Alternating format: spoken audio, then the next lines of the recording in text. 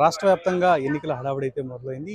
ఈరోజు ఎన్నికల సామాగ్రి డిస్ట్రిబ్యూషన్ అయితే సాగుతూ వస్తుంది. మనతో పాటు తిరుపతి రిటర్నింగ్ అధికారి అదితి అదితి గారు ఉన్నారు. మేడం చెప్పండి, అంటే ఎన్నికల సామాగ్రి ప్రక్రియ ఎలా సాగుతుంది, ఎలా డిస్ట్రిబ్యూట్ చేస్తుంది?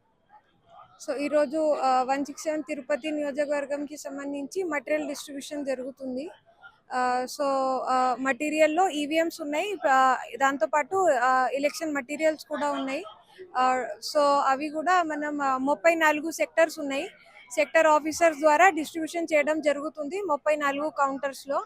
సో ఇవి అన్నీ కూడా మార్నింగ్ నుంచి ఎర్లీగా స్టార్ట్ చేసాము. ఫస్ట్ అసెంబ్లీ కాన్స్టిట్యుయెన్సీకి సంబంధించి మటీరియల్ హ్యాండ్ ఓవర్ చేయడం జరుగుతుంది. ఇప్పుడు పార్లమెంటరీ కాన్స్టిట్యుయెన్సీకి సంబంధించి కూడా హ్యాండ్ ఓవర్ చేయడం జరుగుతుంది.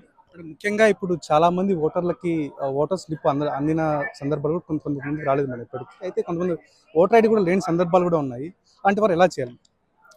సో అంటే ఓటర్ స్లిప్ జస్ట్ మనం ఏఎస్డి లిస్ట్ ప్రిపేర్ చేయడానికి కోసం మనం పంపిస్తాము. And to intimate the voters ఈ రోజు ఎలక్షన్ ఉంది, మీరు రావాలి అని. బట్ ఎవరైతే ఫర్ సమ్ రీజన్స్ ఇక్కడ అవైలబిలిటీలో లేరు, మేబీ వెకేషన్ వల్ల వెళ్ళిపోయారు, అంటే ఫర్ లాస్ట్ 1 మంత్ ఇక్కడ లేరు, వాళ్ళు ఇక్కడ వస్తే ఐడెంటిటీ ప్రూఫ్ చూపిస్తే వాళ్ళు ఓట్ వేయవచ్చు. ఎవరెవరి దగ్గర ఎపిక్ కార్డ్స్ లేవు వాళ్ళకి కూడా 12 అదర్ డాక్యుమెంట్స్ ఉన్నాయి. ఆధార్ కానీ, దెన్ పాస్పోర్ట్ కానీ, పాన్ కార్డ్ కానీ, ఇలా 12 documents election commission guide lines లో మనకి కమ్యూనికేట్ చేయడం జరిగింది.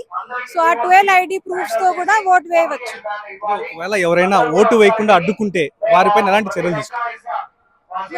ఓట్ వేయకుండా అడ్డుకుంటే అంటే ఇది రెసిస్ట్ చేస్తున్నాను, నేను ఓట్ వేయను అని. అంటే ఎవరైనా ఇప్పుడు ఓటు వేయడానికి వస్తారు మేడం, ఓటు వేసేదానికి సమ్ పార్టీ అనుకుందాం, ఆ పార్టీ వాళ్ళు వచ్చి అడ్డుకునే ప్రయత్నం చేస్తారు. ఆ సిచ్యువేషన్ లో ఎలాంటి చర్యలు తీసుకుంటారు? అలా అంటే అడ్డం ఎవరు కూడా పెట్టకూడదు. ఎవరైనా ఛాలెంజ్ చేయాలనుకుంటే అప్పుడు ఓటర్ని ఛాలెంజ్ చేయడానికి కూడా ప్రొసీజర్ ఉంటుంది. సో దాంట్లో 2 రూపీస్ డిపాజిట్ చేయాల్సి ఉంటుంది ఆ కన్సర్న్ పోలింగ్ ఏజెంట్. అప్పుడు ఛాలెంజ్ తీసుకుంటారు ప్రిసైడింగ్ ఆఫీసర్. అప్పుడు ఆ ఛాలెంజింగ్ పోలింగ్ ఏజెంట్ ప్రూవ్ చేయాలి ఆ పర్సన్ ఐడెంటిటీ వేరే పర్సన్ ఓట్ వేయడానికి వచ్చారు, అలా ప్రొసీజర్ ఉంది. కానీ ఇదే కాకుండా వేరే రీజన్స్ వల్ల ఎవరు కూడా ఆపడానికి లేదు. ఎవరైనా ఇష్యూ క్రియేట్ చేస్తే బయటకి పంపించడం జరుగుతుంది పోలింగ్ ఏజెంట్. ముఖ్యంగా చాలా మందికి ఈ సెక్షన్ 49P అనేది ఒక ప్రశ్నార్థకంగా మారింది. దాన్ని ఎలా ఉపయోగించుకోవాలి, ఏ సిచ్యువేషన్ లో ఉపయోగించవలసింది? ఏంటి సెక్షన్ 49P మేడం?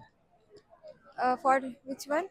అంటే మన ఓటు హక్కు, అంటే నాకు ఇక్కడ ఓటు హక్కు ఉంది, నేను ఇక్కడ నా ఓటుని ఎవరో దొంగ ఓటు వేశారు అన్న సిచ్యువేషన్ నేనేం చేయాలి? టెండర్డ్ ఓట్ గురించి చెప్తున్నారు. సో టెండర్డ్ ఓట్ లో మనకి సపోజ్ ఒక పర్సన్ వచ్చారు, పర్సన్ కి ఓట్ ఆల్రెడీ ఆయన చెప్తున్నారు దట్ ఆల్రెడీ నా ఓట్ వేరే ఎవరు వేసి వెళ్ళిపోయారు. సో అలా పరిస్థితిలో ప్రిసైడింగ్ ఆఫీసర్ వెరిఫై చేస్తారు. సో వెరిఫికేషన్ చేసిన తర్వాత if presiding officer is satisfied that ఆ పర్సన్ ఐడెంటిటీ కరెక్ట్ గానే ఉంది, అప్పుడు బ్యాలెట్ పేపర్ ద్వారా ఓట్ వేపిస్తారు. తిరుపతికి సంబంధించి ఎన్ని సమస్యాత్మక పోలింగ్ కేంద్రాలని మీరు గుర్తించారు? అక్కడ ఎలాంటి భద్రతా చర్యలు చేపడుతున్నారు? సో ఇది సమస్యాత్మక పోలింగ్ స్టేషన్స్ లో మనం సిఏపిఎఫ్ డిప్లాయ్మెంట్ ఉంటుంది. దీంతో పాటు మైక్రో అబ్జర్వర్ అరేంజ్మెంట్ ఉంది, వీడియోగ్రఫీ ఉంది. దీంతో పాటు ఆల్ 274 పోలింగ్ స్టేషన్స్ లో వెబ్ కాస్టింగ్ అరేంజ్మెంట్స్ కూడా చేయడం జరిగింది.